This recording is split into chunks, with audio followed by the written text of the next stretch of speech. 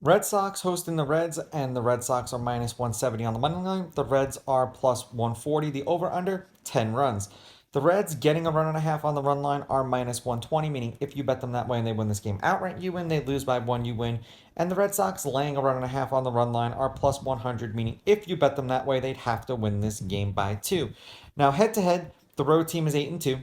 The Reds are on a two-game winning streak. The Reds are 7-3 against the Red Sox in their last the Red Sox are 7-3 against the Reds in their last 10 meetings. The underdog has won the last two games that they've played against each other.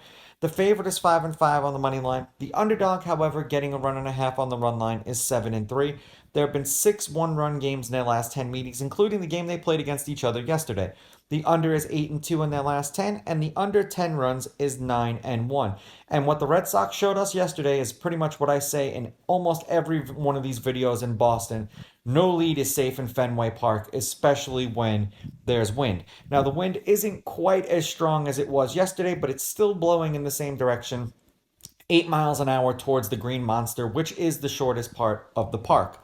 Weaver pitched twice against the Red Sox last year. It was as a member of the Royals.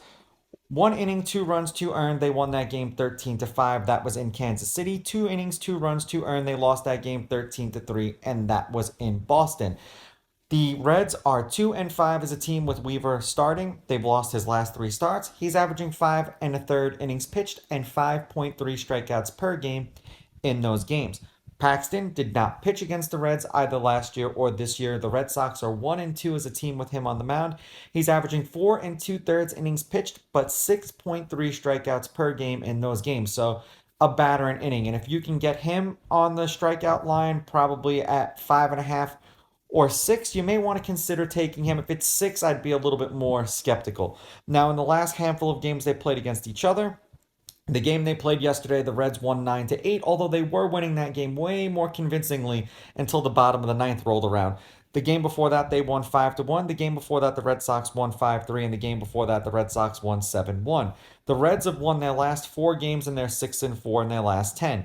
9 runs, back to back games where there was 13 runs scored and then 17 runs. They've scored 8+ runs in their last 4 games, scoring 9 runs twice and 8 runs twice. So good on the Reds. For the Red Sox, they've dropped their last two. They are 2-2 in their last 4 and 4-6 in their last 10. 9 runs, 3 runs, 6 runs, 17 runs. 7 runs and a win, 2 runs and a win, 2 runs and a loss, 8 runs and a loss.